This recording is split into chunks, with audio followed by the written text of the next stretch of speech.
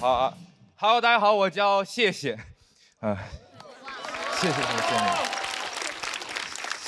谢谢你们。我今天也想聊聊我的高中，我来和你们站到一起了。我高中是在河北衡水中学上的，对，所以我起这个名字就是因为从那个地方活着出来，我心存感激。而且今天也很开心，能和墩儿老师在单口的舞台上 PK， 完成了一个我从衡中到现在一直没有实现的心愿，跟老师犟嘴。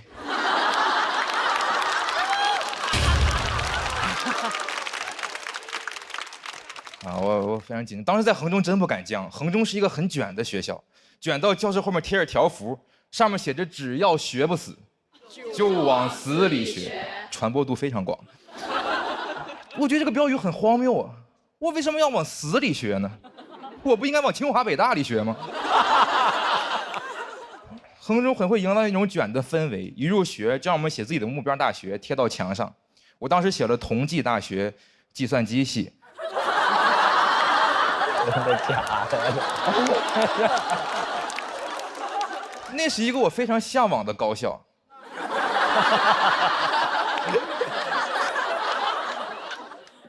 但是老师看到以后，他质问我说：“你是不是不想学了？”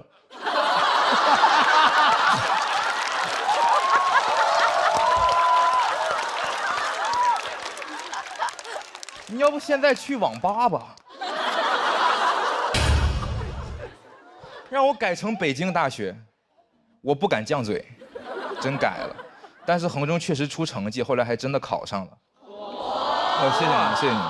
谢谢你们。刚才墩儿老师是清华的，我是北大的，清北学生到底会干啥？会搞笑，这。我一般在外面做自我介绍，如果我不说我是衡中的，我说我考上了北京大学，就有人觉得说，哎，你装什么？但一旦我说我是衡中的，他们就辛苦了。哎，活该你上北大。确实很辛苦，衡中当时时间管理很严，我们都没有时间洗澡，有的同学1个月才能洗1次澡。那个时候班里面味儿贼大，尤其是重点班，班味儿有点重。就当时在教室里待久了，我们得去厕所透透气儿。当时衡中这种严格的管理，依靠于它严苛的校规校纪，比如当时要求我们早读课要大声朗读。比如说背英语单词，comedy， 我们就得 comedy。我不理解为什么要大声，我觉得我背书背过就行呗。那么大声，分数没上去，分贝上去了。我一开始觉得大声背书这个方法特别俗，后来想了想，其实挺雅的，那背一会儿就哑了。但是没有办法，衡中还要搞那种早读评比，拿个分贝仪去每个班测音量。就导致在衡中待久了，逼得我现在嗓门贼大。就怎么说呢？我其实可以不用麦的，其实。我的妈呀！然后当时还有一些那种禁止谈恋爱的校规校纪。但是在衡中啊，我们不用谈上恋爱，就可以被抓。因为衡中有一项罪名叫做男女生非正常接触。你看他这个用词。他就很赛博朋克，非正常接触，感觉谈了个外星人。范围包括男女肢体接触、男女同桌吃饭、男女并排行走。我寻思这些都是非正常接触，那啥是正常接触啊？操场上亲嘴儿。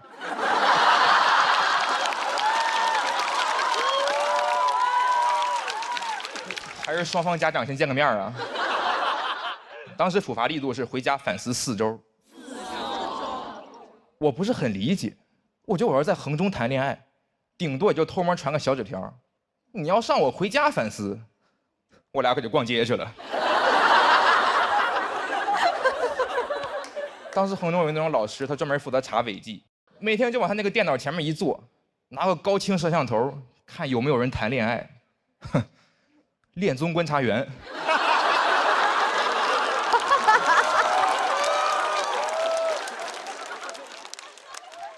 他要是去当恋综观察员，那嘉宾来一对成一对，就在他眼里干点啥都是想谈恋爱。我当时比较爱干净，我宁愿不吃饭也要挤时间洗澡，就因为身上没有臭味儿。德育主任质问我，说你最近是不是谈恋爱了？天天洗澡，肯定是为了招女生喜欢。我说老师，有没有可能我洗澡不是为了女生？我是为了卫生。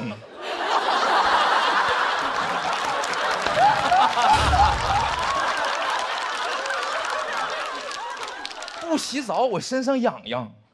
老师说身上痒痒，我看你是心里痒痒。当时德育主任还负责查自习，然后他检查的指标是抬头率，就是在一间安静自习教室里，德育主任会从教室前门推门而入，看有谁抬头看他。如果你抬头看他，你就是没有学进去。我说老师，有没有可能你不进来，我已经学进去了？就当时我们大家都知道门开了，但为了避免违纪，硬不抬头。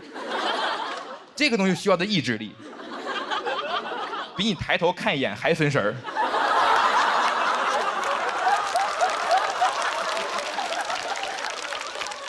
我有一次正做着作业呢，突然老师推门进来，我嘎一走神，算出来李白是个等边三角形。因为李白要是在我们衡中上的高中，他也当不了诗人，他望不着明月，他举头只能望主任，然后主任让他低头回故乡反思一周。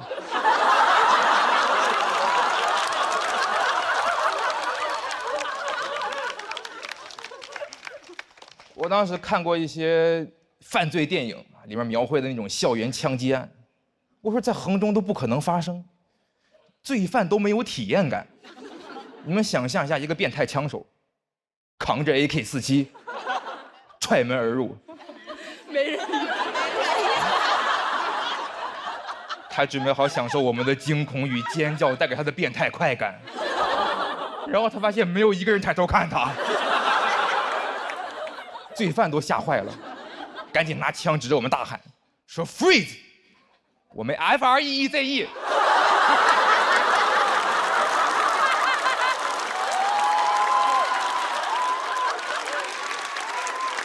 他永远不会理解为什么我们被人拿枪指着还能学习。我们只要学不死就往死里学。好，讲到这，谢谢大家。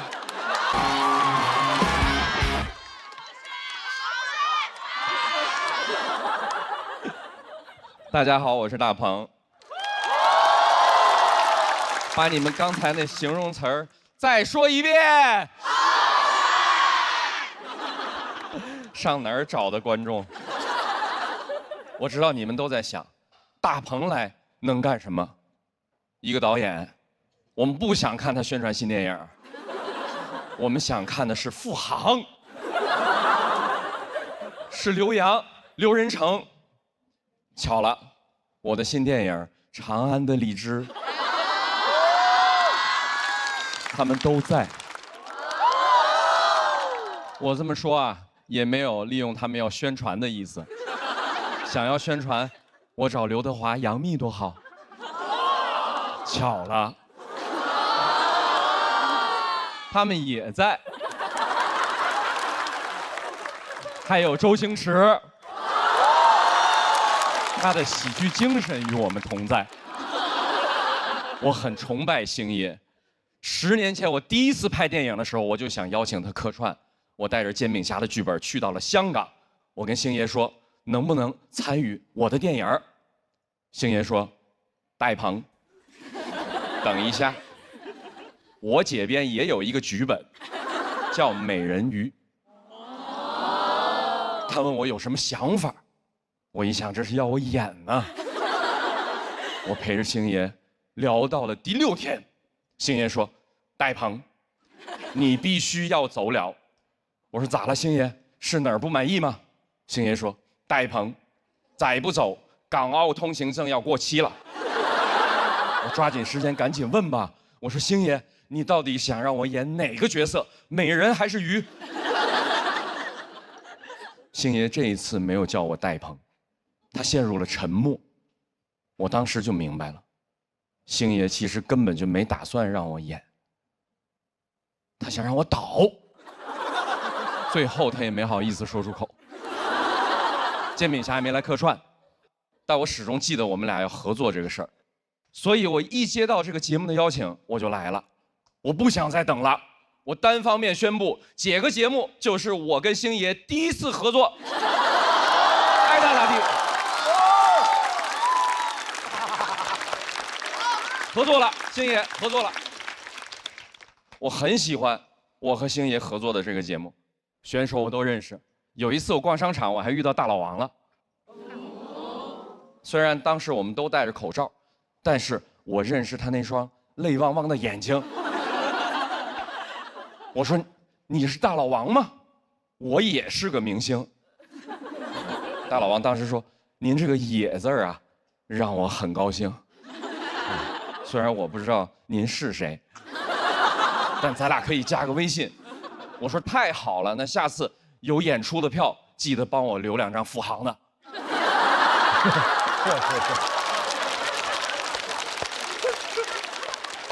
富航是真红啊！我这么说没有说大老王不红的意思啊，没有这个意思。后来通过大老王推的微信，富航、刘洋、刘仁成，这也都演上了我的新电影。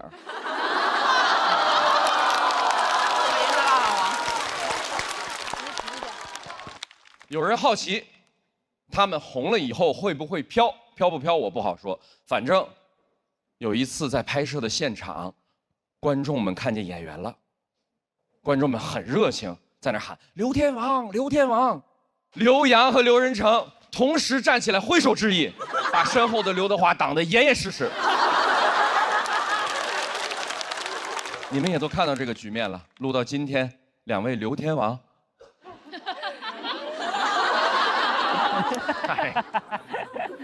留那头去了。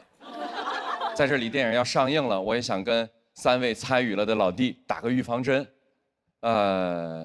其实最后成片里啊，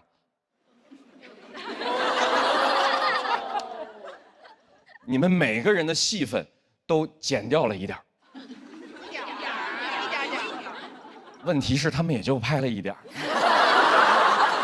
但作为导演，经常会遇到类似的情况。你说电影拍得很精彩，时长有限，这个时候是剪掉刘德华的戏呢，还是剪掉富航的戏呢？刘德华。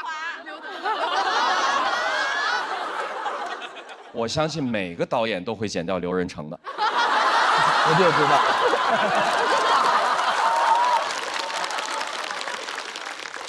开个玩笑啊，大家最后还是在电影里能看到他们的。如果眼神足够好。拍的时候也非常投入。富航在电影里演一个岭南荔枝园的保安，有官兵要来砍伐这片荔枝林，富航不干了，说要誓死保卫，说跟树有很深厚的情感。后来还主动要求加一场打戏，啊，说要不然人物不完整。你们要问打得狠不狠呢？反正那场戏是那部电影富航的最后一个镜头，人物倒是完整了，人无完人嘛。打完以后我说打得很好，咱们能不能再保一条？富航，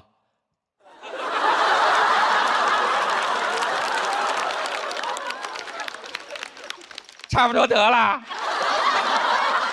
大碗凉面啊！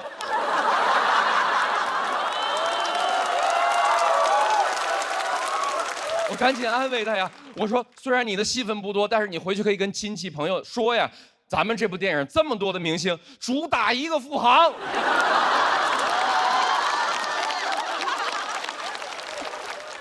我可以证明啊，演技非常扛打，真不是来宣传咱们电影的。我一直觉得让人开心是件特别了不起的事儿，所以呢，我是来给各位了不起的人加油的。大老王，在，加油，好吧？哎，虽然这次没演上我的新电影，但周星驰也没演上啊。在我心里，你就是星爷一般的存在。谢谢大家，我是大鹏。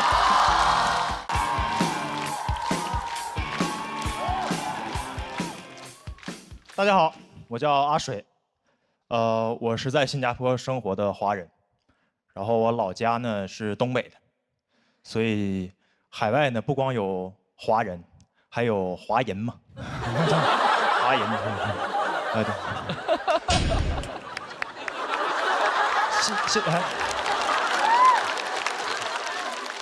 这自己人，新加坡那边的华人也看咱中国的综艺的，啊。但是追的不勤了，可能会有一些滞后。咱这边的很多梗啊、流行语啊，传过去可能都成老梗了。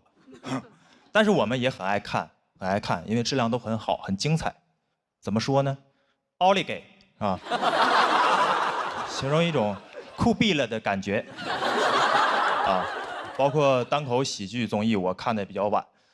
这么说吧，现在海外网站上我看得到的几个国内脱口秀新星。现在他们在国内已经看不到了，他们现在在海外正当年，或者说国外乱了。我的生活前几年也比较乱套，工作方面啊，在海外被裁员了，就是国外有些公司他们裁员不提前通知的。我那天还正常下班呢，我看到 HR 在那儿突然加班，我说那我就先走呗，啊。果然，第二天一早收到公司 CEO 发给全公司的邮件，开头第一句 "It is a hard decision"。我这一看呀，是来硬的了。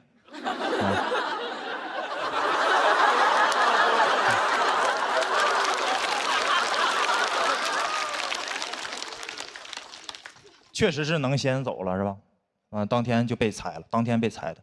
跟大家说一下是啥公司吧。就国外那种一创业就要做什么全球化的公司 ，global company， 哪有那么 global 啊？就自己网站做的高大上，啊，贴一堆外国人，4个人恨不得凑7种肤色，那几个人假装对着一台电脑工作是吧？那个话外音也很应景 ，We are future maker, we are problem solver。We work together because there's only one computer. There's only one.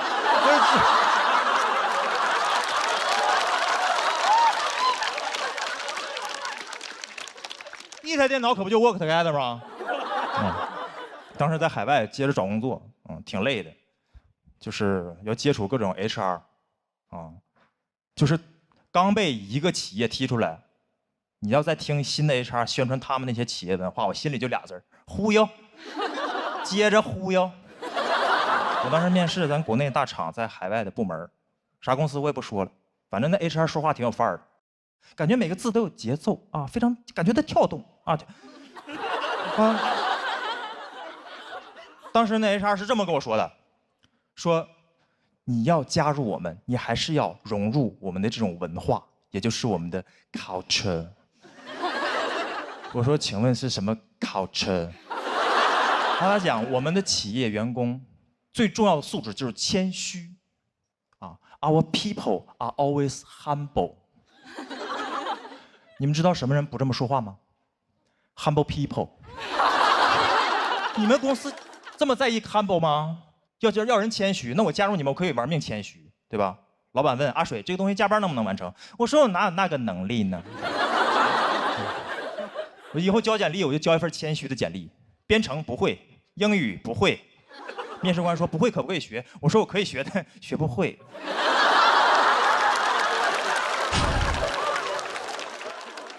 我不是说 HR 的工作不好，大家都是工作。我烦的是有的企业他那种拿腔拿调的，就是招你还要教育你那种姿态，啊，就是你也不知道他是在给做公司宣传还是找你捐钱。那到你面前就加入我们。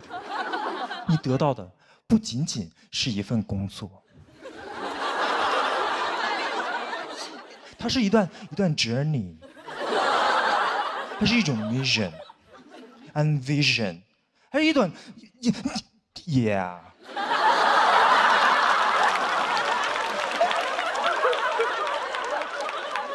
你说这跟 HR 聊天，你能没有格局吗？是吧？他跟我聊的都是 What's your 5-year plan？ 你的5年计划是啥？我回家心想，我这劳务合同也才3年呢。跟这些 HR 面试的时候也不知道咋唠，挺累的。当时就特别希望学我东北我爸那样，就是在酒桌上都自来熟，能拿捏一切出场面，就是自信，对吧？一般一个老妹儿先把酒杯拿起来，有没有大哥讲2句啊？我爸拿起酒杯来，行。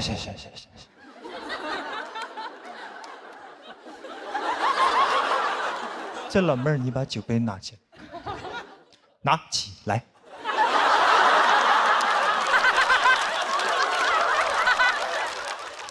酒杯里呢有酒，我喝了，你随意啊。我这个人咱说就是好使，咱哪天咱安排啊？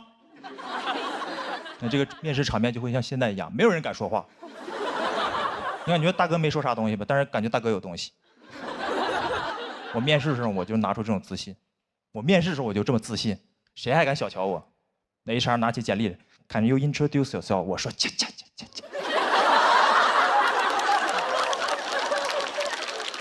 那 HR 老妹儿，你把我简历拿起来，拿起来。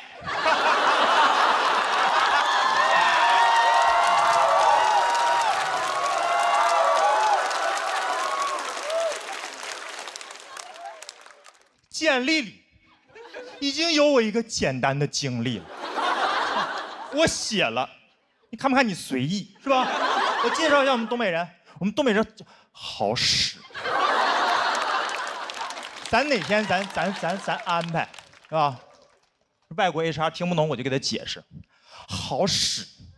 I'm a problem solver。哪天安排 ？I'm a future maker。谢谢大家，我是阿水。Hello， 大家好，我是真友，真正的真，勇敢的友，谢谢大家。第一次来到这个舞台，我还是简单介绍一下自己啊。我是这个来自云南的这个边疆少年。哦，是不是大家看见了边疆，没看见少年？那除了这个长相之外，我其实最大的特别是我的口音，大家听得懂吗？听得懂。对啊，我这口音很奇怪，连普通话都说不好。我妈到今天她都甚至不理解我这普通话能靠说脱口秀赚到钱。我妈不知道我选择了多艰难一条路呀。其实我这口音打电话很容易赚到钱的。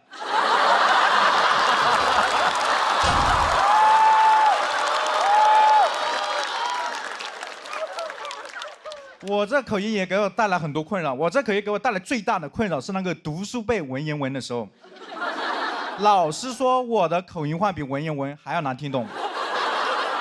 记得有回背这个《月牙楼记》，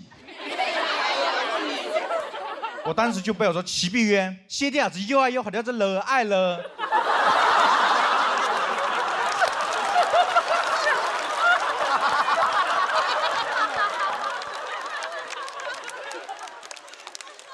费尔这老师生气的跟我说：“真勇，要不你拿你家乡的方言背背吧，这样至少能保证月牙楼在中国。”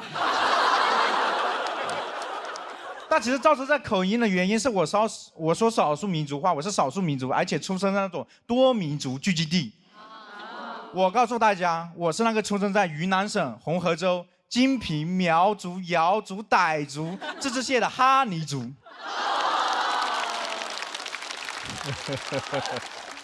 但在多民族地区生活，真的会显得我们哈尼族很普通。你们听听看，苗族人会下蛊神奇，傣族人过泼水节热闹。我查了半天，我们哈尼族唯一的宣传点叫大年初一不出门。这算什么民族习俗呀？那2020年的春节，全世界都是哈尼族啊？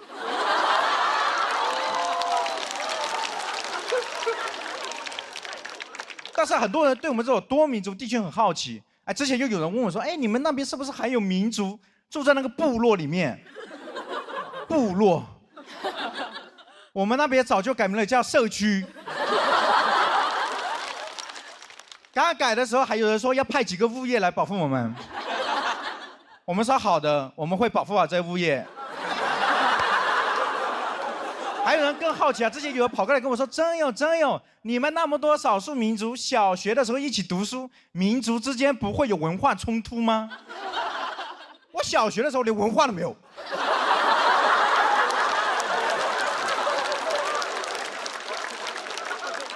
所以没有文化，只有冲突。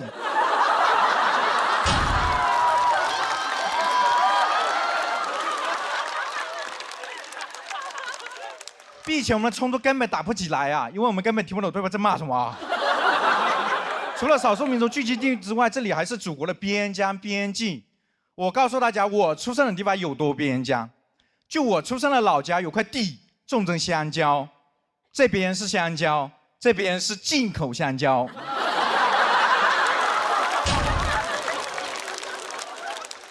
就有多边呢？就是我国最著名的那个边塞诗人王昌龄，他对我们来说他是内陆诗人。他被分配到那个边疆，要到我现在的老家，还得再被发配一次。有的人出生的地方条条大道通罗马，我出生的地方条条小路可以到金三角呀。但我特别不能理解的一个点，我今天生活在成都，我妈生活在这样的老家，她特别担心我在成都被人卖到缅北。我说妈，更应该注意人是你吧？我在成都离边界线1000多公里，你在老家离边界就只有1公里。但我妈这个人特别乐观呀，她跟我说：“孩子，我担心啥呀？对面的现在我熟悉了呀，被骗过去了，我骑个摩托车就回来了。”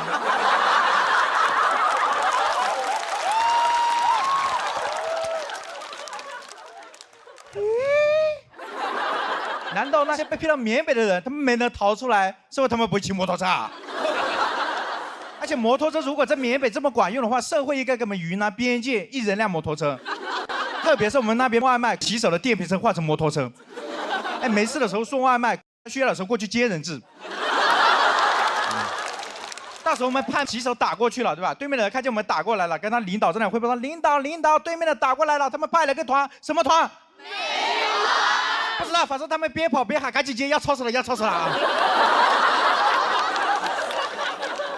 而且可能是因为我出生在这边老家的原因，我发现每次回老家，大数据对我有偏见，手机大数据对我有偏见，因为我给大家刷到那个境外电信的新闻标题是不一样的。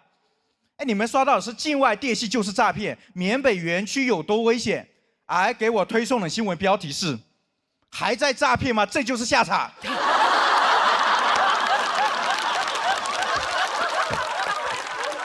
好，今天讲到这里，现在我是边疆少爷，这样。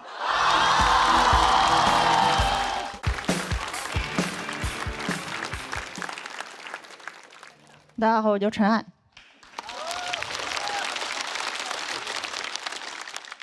我是个正常人。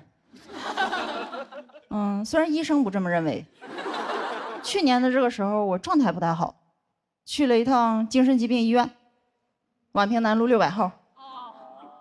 对，本来去之前听人调侃，我还有点担心，我怕里边的人控制不了自己的行为，突然攻击我一下啥的。那去了之后发现挺好，他们都只攻击自己，比往时那些人强多了。我刚到，医生就让我做了一套那种抑郁焦虑的评估测试。你们做过那个测试吗？做过。可以多做，能带来一些自信。那是我唯一一套能拿高分的题。而且做的过程很奇怪，虽然说它是那种专业的心理评估，但所有答案都让我凭感觉自己选，再根据这个结果开药。这么草率吗？那种感觉就像问你有病吗？我说有，就确诊了。这也太尊重我的意见了。我觉得一个有效的检查应该是没法人为控制的，比如验血、CT， 因为一旦能控制，我就很难正常选择，而是开始衡量利弊。比如有一道题，他问你是不是觉得活着没啥意义，就很难选，选轻了不值得来一趟。选中了走不了。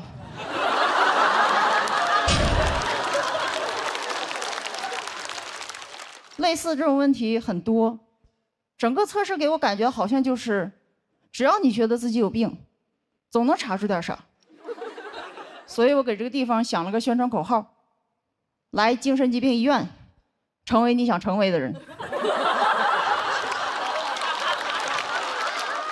测试的环境也不好，之前我在其他医院做过，它有一个专门的小房间给你答题，但那个医院患者太多了，很多人领完测试只能在走廊完成，走廊很吵，我旁边的人为了不被干扰，只能把所有的题目和选项大声读出来，成功干扰到我。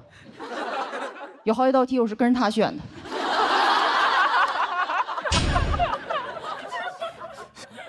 最后测出来结果，我不但有抑郁和焦虑症，还有一点轻微精神病。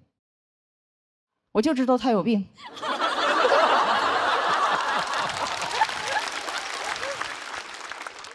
不，其实是我有。我的症状是，脑子里经常会出现很多不同的声音。你以为我现在在讲脱口秀？不，我在办春晚。我确实有一段时间严重到出门都要告诉自己正常点儿，但这样不会让我放松，只会更容易说错话。比如之前有一次我去买奶茶，还没到店里我就开始想要说什么。你好，来杯奶茶，凉的、热的，热的，微信。准备好了，我到那儿我说你好，来杯奶茶，他居然问我要大杯小杯，这句没练过呀。但我跟自己说没事，你可以的。现在正常人该问什么？大杯多少钱？小杯多少钱是吧？但我太紧张了，问成大杯小杯啥区别？说完我就特别后悔，因为我发现他在用一种看智障的眼神看我，说大杯大一点，小杯小一点。这是我之前写的一个段子，那个时候我还不敢面对自己的精神疾病，所以到处说我社恐。但人家社恐只是害怕社交，也不是脑子有病。但我当时觉得应该没事儿，反正社恐也不会当面骂我。但其实我也没觉得自己多不正常，我觉得不正常的是你们，只是你们人多。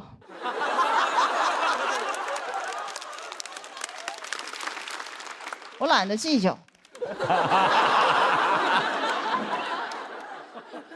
而且虽然你们现实中人多，我脑子里人也多。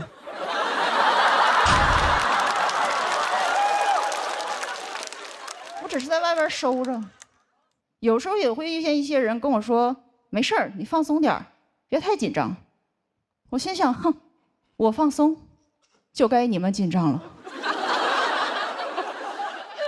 而且其实有精神病这件事儿，我之前也不太敢说，但直到这2年。环境好，大家都疯了。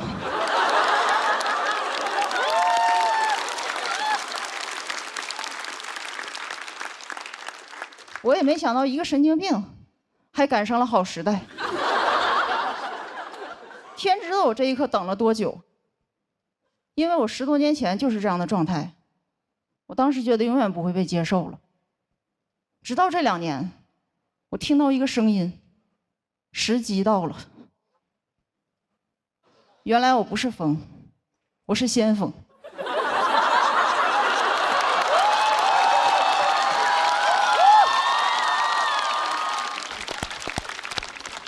我甚至都看到希望了。他们说信息时代人也更容易抑郁，也就是你们也会走我走过的路。你们加油吧。反正早晚都得疯，别错过这个风口。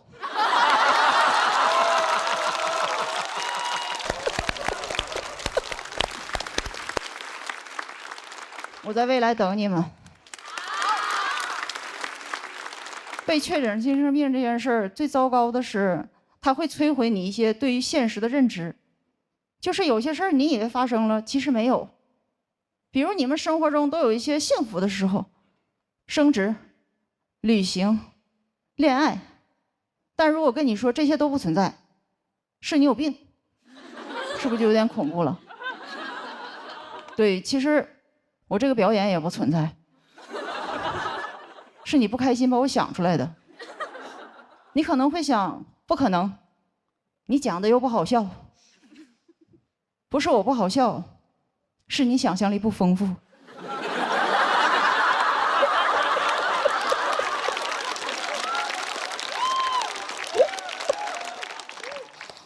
没事儿，我想象力丰富，我已经想象你在笑了。怎么样，先锋吧？讲到这儿，谢谢大家，我看。Hello， 大家好，我是林简七，我是一个东北人，我出生在东北的一个小县城抚顺。我觉得出生在小城市，你就很难介绍自己。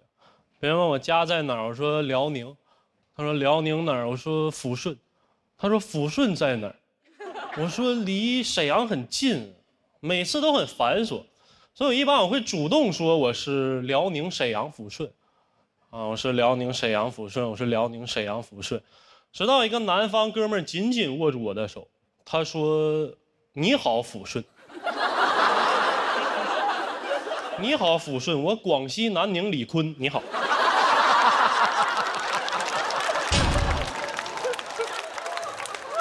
我听很多小城市的朋友跟我说，基本上在小城市出行就是招手打车嘛。出租车也就只干2件事儿，就是拼车跟拒载。有一次我坐在副驾，他车一停，问路边的人说走吗？路边人看了看，我说车里有人啊，摇了摇头。他这一摇头，司机就骂一道，就在那怎么这么事儿呢？有人怕啥呀？他是死人呐！我说。非常野蛮啊！有次我打车这么一挥手，同时停下来2辆出租车，我还没说话，他俩自己就吵起来了。一个说我都停了，你还停啥呀？那个说我停你爹身上了。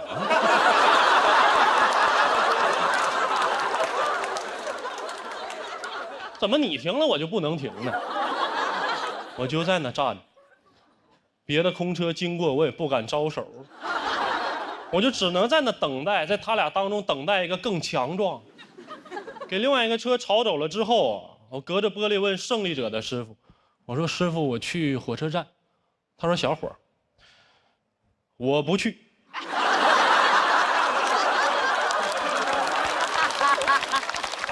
也没有共享单车。其实投放了一批共享单车。一夜就没了，全让老头老太太拿走卖铁，太快，就一夜。哈喽单车拜拜了。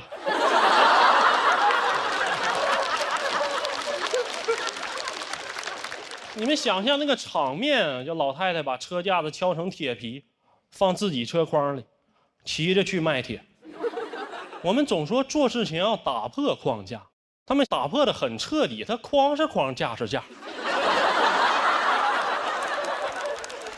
老头骑这个3轮车出来了，给这个后备箱装共享单车装这么老高，就你光看他那辆3轮车，你是分不出来他是要偷窃还是要投放的，你知道吗？我那天晚上迷迷糊糊一出门，哎呦，穿越了，那大道上拿铁棍搁那撬。拿小锤搁那敲，太震撼了，全民运动。我说怎么了？又变杠了啊？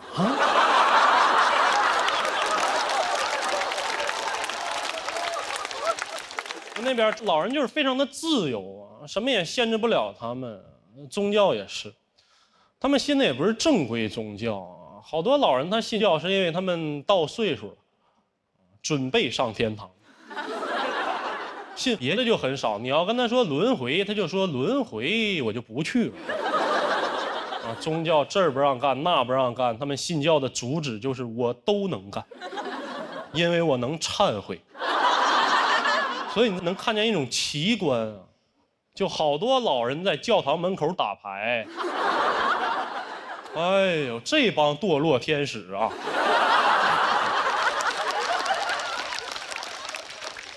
打1个礼拜，进去做1个礼拜啊！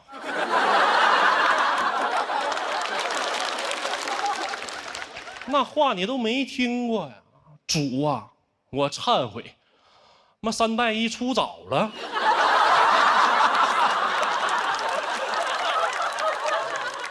也没有什么文化氛围啊！我不知道你们见没见过那种假书壳子，就一般是这个饭店、酒店大老板办公室做装饰用的，就摆在架子上，里面是空的那种东西。我第一次见假书壳子，是在我们那儿的图书馆。我说这个地方到底是先有的假书，还是先没的文化？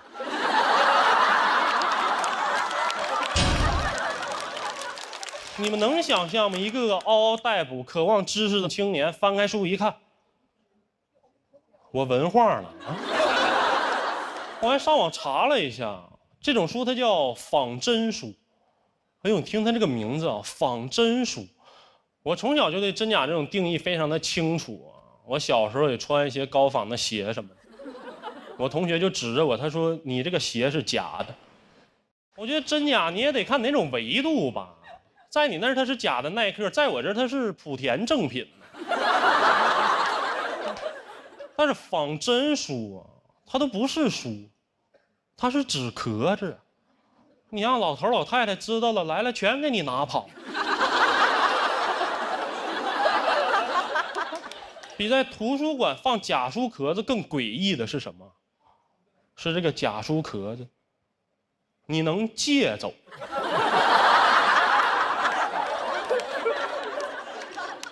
当他跟我说这书啊，你最多看30天的时候，我都有点入定了。我说这里面他该不会有字儿吧？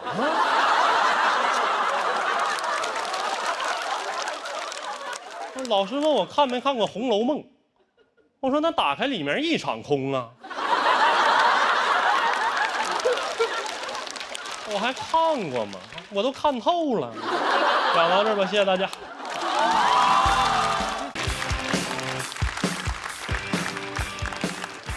嗨，朋友们啊，非常开心和大家演出，我叫于博，来自一个教育大省，山东、黑龙江。可以，鹏哥接着释放吧。老七讲什么辽宁抚顺东北小城市，我说他妈这不纯南方吗？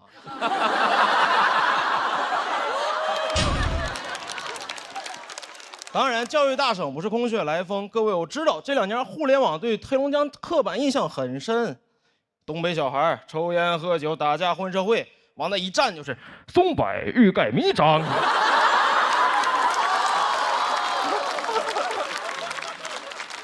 黑龙江是全国最重视基础教育的地方，拥有全国最高的高中就读率。各位可能不知道，比北上广深高多了。我们家小城市60万人，7所高中，没有中专和技校，每个混混都有文凭。你去看每一个打你的人，都会三角函数。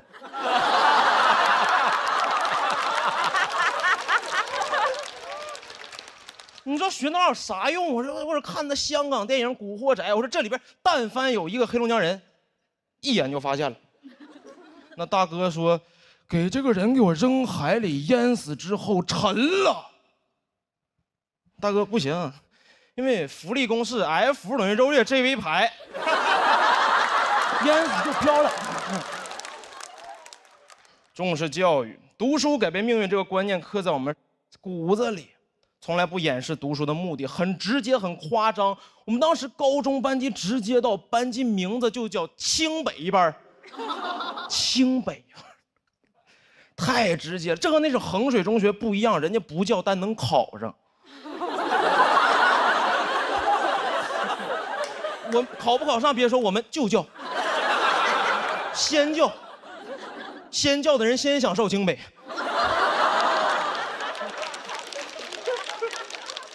但这个名字太重了，老师第一天就会拿名字骂我们，往那一站，很刻薄。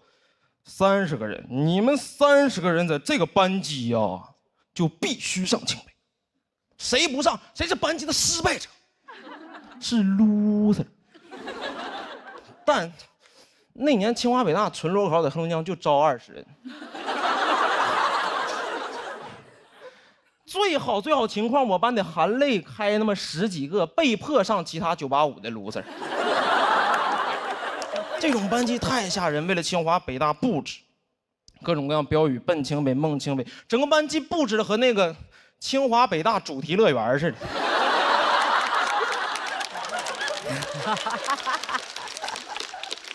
每个人的成绩和分数线的折线图，给饮水机取名叫未名湖。在这儿学习，批卷不敢使劲儿，得清华。天天在乐园里边学习学懵了，说一会儿6点半有没有校长坐着花车游行啊？没有，这个名字很重，老师会拿这个名字骂我们，很多事儿干不了了，玩手机什么的。你们这几头烂蒜考清北，那清北学生会玩手机吗？啊？清北学生会谈恋爱吗？啊？那清北学生会说话吗？你也不知道是骂我们还是骂清北学生。往下边一坐，我都纳了闷了。我说他们到底会什么呀？这群不会玩手机的单身哑巴。高考那年确实失之交臂，没考上，因为自己会太多了，被迫在上海同济当了4年 loser 啊。哦，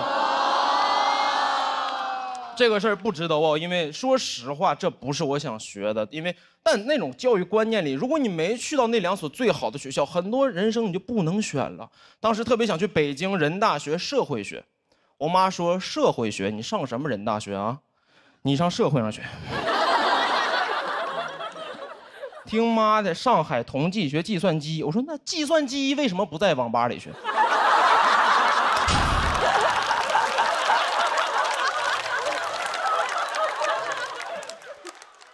因为那种观念，小时候一直贯彻的叫必须好好学习，去大城市挣大钱。如果不好好学习，留在老家你就饿死。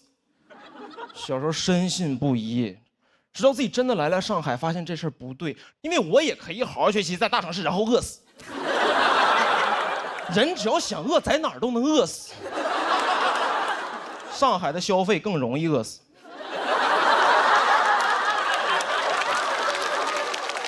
但说实话，刚考到上海那年，整个人还是沉浸在自己走出了那种小城市的幻境里边，觉得自己哎呀，哥们在上海打工干个3、5年就买房买车了，你们在老家什么都……直到今年过年回家参加了同学聚会，所有人除了我之外留在老家都买车，所有人在老家都是开车来的。同学聚会只有我一个人，零下30度走了2公里去的饭店。只有我一个人进饭店的时候，眼镜是上霜的。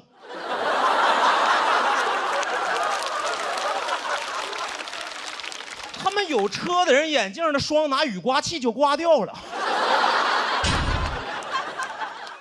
这就是我们观念的区别。因为来上海奋斗的城市，你会觉得大学刚毕业，23岁开什么车？23岁在上海就奋斗，就该坐地铁。23岁不坐地铁，什么时候坐地铁？对吗？车对我来说应该是那个我在上海打拼了很多年，奋斗原始积累啊，最后中产了，追求车啊房啊，那是我奋斗的奖励。车应该拿地铁里程换。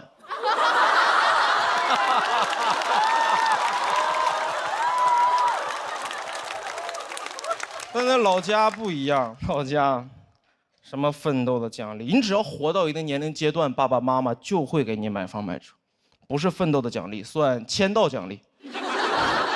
在线时长够可以了。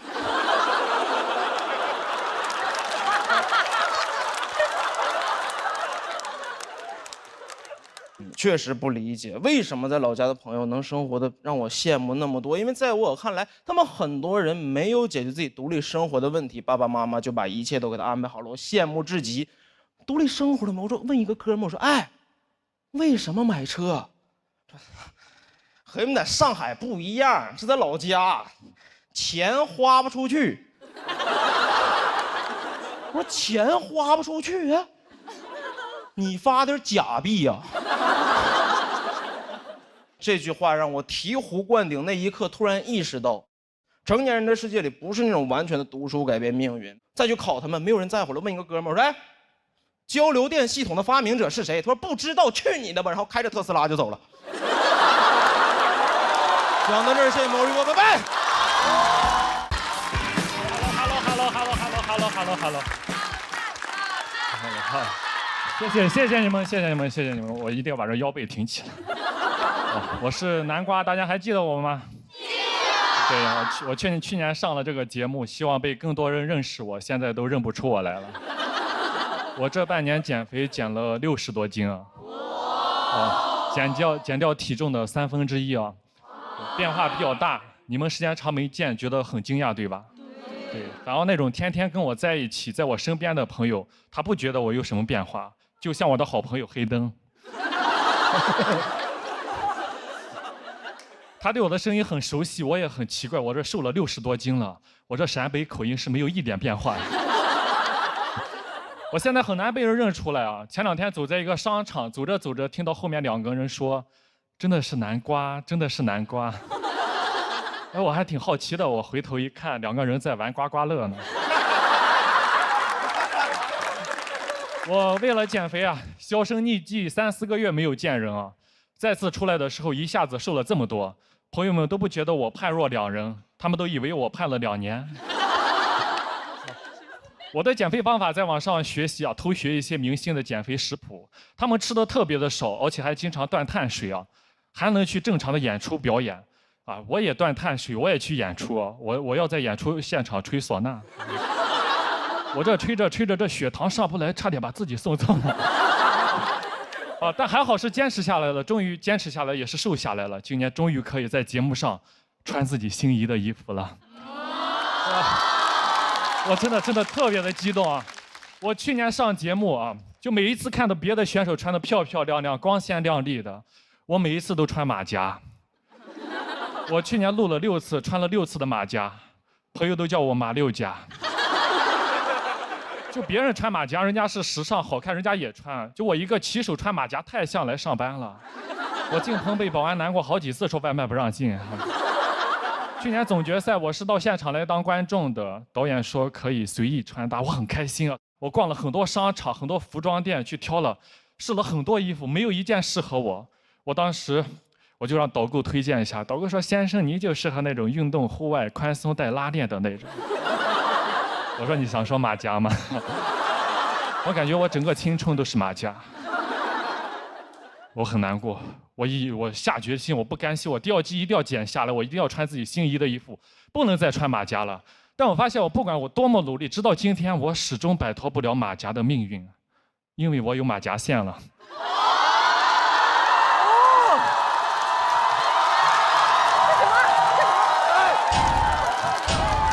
算了，这样，咱这是脱口秀，不是脱秀啊！算了，哎呀，哎呀，不，这算了，这样会不会打马赛克呢？瘦下之后，你就感觉人就确实变化很大，我感觉我自己像重生了一把。我把自己的照片啊发在自媒体上，网友特别的，他是特别好，都夸我，夸得我特别激动。他们就叫什么南大。南大，什么青春南大学生，我热泪盈眶，我激动呀，因为我是中专学历，我没有上过大学，我上的技校，我考不上大学，我一直抬不起头，没想到现在减肥减出学历提升了，是不是？我现在是我们宝鸡铁路技校毕业的第1个南大，对不对？虽然学信网上查不到，但是小某书上都是承认的。谢谢你们，谢谢姐妹们。但减肥也不全是好事情，前2天就挺难过的。有一个品牌找到我，他说他们的是个电瓶车的品牌，说他们老总很喜欢我，要跟我合作，私信我，我也很开心很激动啊。但见面的时候他们反悔了，他说你是谁呀？南瓜呢？我说我是南瓜，你怎么变成这个样子啊？和节目上不一样，我们想合作的是那个黑黑的、胖胖的、土土的南瓜，你这样拒绝跟你合作。我也很难过，我人都傻了。我这半年天天挨饿，不好好吃饭，没想到换来的是没饭吃。但我也不后悔，为什么减了？因为我今年29岁了，再过几个月就要30岁了。回想到30岁之前全是那种肥胖油腻的形象，我本来可以习惯那种形象，直到有一天见到了10个晴天。他们就在我的面前跳舞，活力四射、青春洋溢的样子，我当时很难过。我说20多岁就应该是这个样子呀！我不甘心，我一定要减。其实本来也没有那么努力啊。后来啊，有观众叫南大，在一声声南大中迷失了自己，硬逼着、硬饿自己，一晚上大半夜饿得自己掉头发、胃溃疡、肠胃炎。我想喝奶茶，但是这个时候内心有个声音说：“南瓜坚持住，不能喝。”这个时候你要想象你到时候在舞台上那个美美的样子，我一次次的忍住了饥渴，这就是望美止渴吧。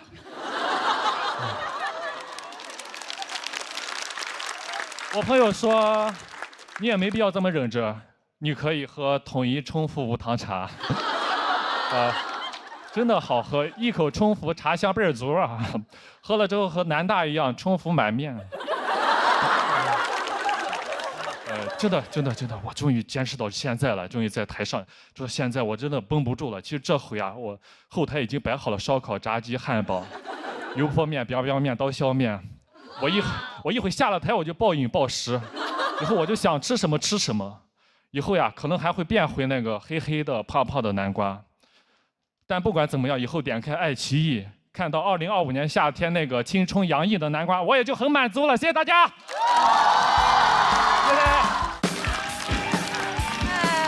OK， 我真的想不到有一天南瓜这个颜值能搞上擦边啊！就是啊，姐妹们，你们叫他好帅，你们吃点好的吧。求去了。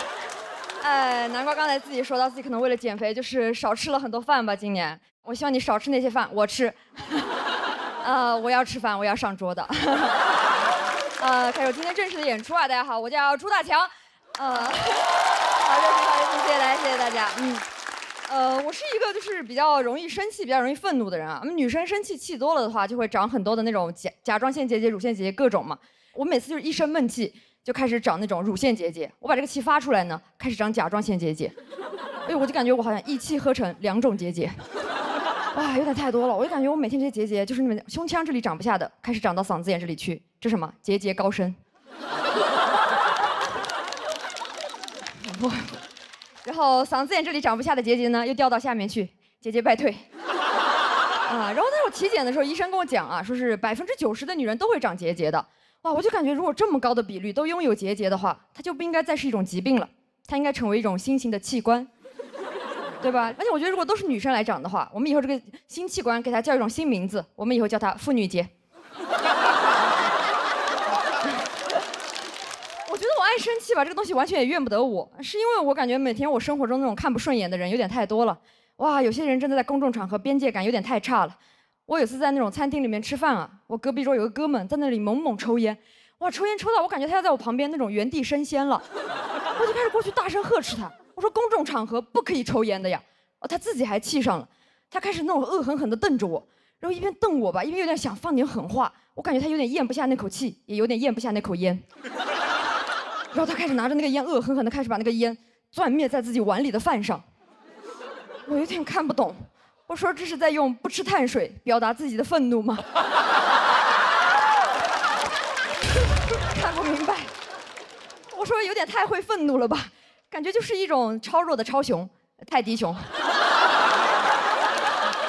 还挺可爱的。哎，我觉得如果他真的想就是当狠人的话，他应该一边抽一边灭烟，一边把那个烟灭在自己的头上，对吧？一边抽烟一边烫头的，看起来就那种超绝狠人。哎，我我真的很看不惯那种在公众场合乱抽烟的人啊。我唯一能接受人在公众场合冒烟的情况呢，就是他火化。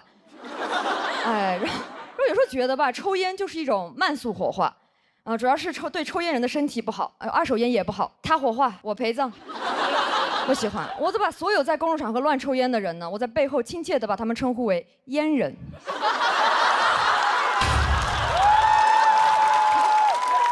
哎呀，我好恨烟人啊，真的。哦，特别是那个烟人，有时候走路走在我的前面，你就感觉他一路走一路排放尾气。我说这种人为什么不去走那个机动车道呢？对吧？你要走路走在我前面的话，你最好是寿命上也走在我前面。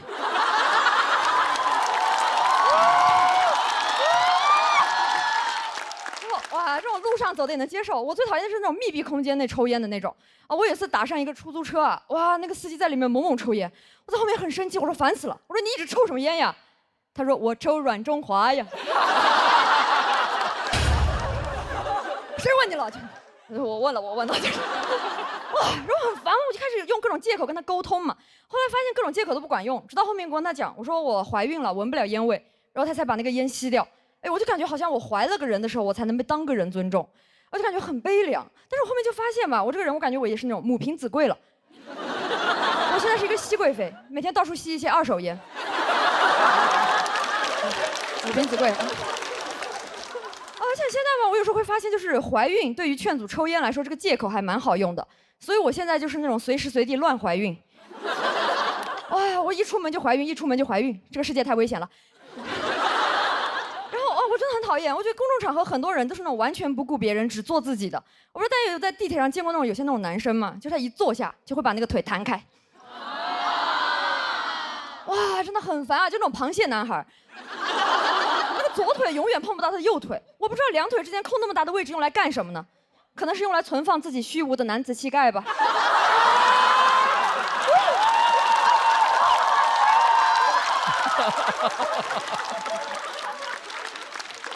不理解，不理解。但有时候这种大男人坐姿真的会影响到我的，因为我有一天坐地铁哈，我旁边那个男士也是一坐下就把那个腿弹开了，而且他那个腿越弹越开，越弹越开，他有点太放得开了。哇，我就感觉他那个腿在和那个车一起开，往城市的边缘开。哇，然后他搞得我坐的位置开始越来越狭小，越来越狭小嘛。我就想提醒一下他，我就开始翘二郎腿，我就翘一下踢他一脚，翘一下踢他一脚。哇，我真的每一脚都踢得巧妙又刻意。甚至吧，为了能够多踢他两脚，我还陪他多坐几个站。然后最后我跟他一起是同站下车的，我跟他一起下车的时候，他在那里问我，他说那个你是不是对我有意思呀？我说啊，还真有意思。哎，弄巧成拙，自找苦吃。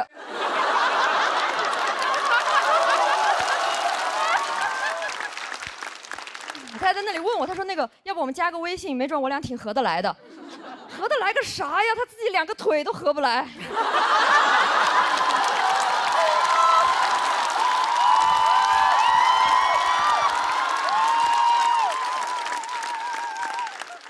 而且我真的感觉他自己两条腿已经构成了一种开放式关系了，太 open 了。不是很想加入，我也不喜欢这种随时随地会劈腿的男的。不喜欢，我也不喜欢异地恋，以后见他的另一条腿还得去隔壁车厢。不喜欢。而且还有一些那种，我觉得他们都不是把那种公众场合当自己家客厅随便坐了，是把公众场合当自己家厕所，随地小便。就那种深夜街头啊，什么街道那种路灯，然后行道树，都是他们的什么小众打卡点。我每天在那里随时随地标记自己的生活。觉得吧，如果他有个柱子就可以的话，我们不如以后就把那种男厕里面那种一排小便池，我们就换成一个小柱子，对吧？啊，俗话说得好，8个好汉一个庄嘛。够了，就他们够用了。然后我们就把那种省出来的空间全部拿去盖女厕，对吧？这样以后我们上女厕也不用每天在排队了，然后看着空空荡荡的男厕，啊，以后大家都方便了。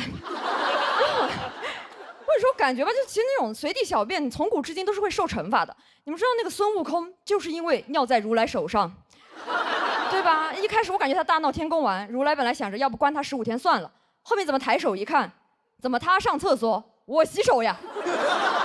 哇，好脏呀！反手就是一个镇压，对吧？我觉得这种镇压力度还是不够啊，现在还是老能看到。我以前在那种酒吧门口看到2个男的喝多了，那个酒吧门口有个大柳树，2个男的出来就开始对着那个柳树开始滋了。我路过以后在那里很生气，我说你们2个干什么？其中有一个就喝大了，但是他很有礼貌，他开始跟我道歉，他说不好意思不好意思，然后说着说着不好意思，他就转过来了。我说收起来呀。哎，然后我之前讲完这个随地小便的段子啊，有一个观众姐妹特别可爱，她有天在那个微博上给我发私信，她说大强，你讲这个段子我太有共鸣了，我今天也遇到一个男的随地小便，然后啪给我发了一张照片，我有点看懵了，我至今都不知道那个姐妹是距离多近去拍的那张照片啊，因为她那个照片刚发给我，我点开就变成灰色消失了。姐妹勇啊！我就希望这种现象也跟那个网上一样吧，生活中也可以尽快变成灰色消失。哎，谢谢大家，我是朱大强，讲到这里。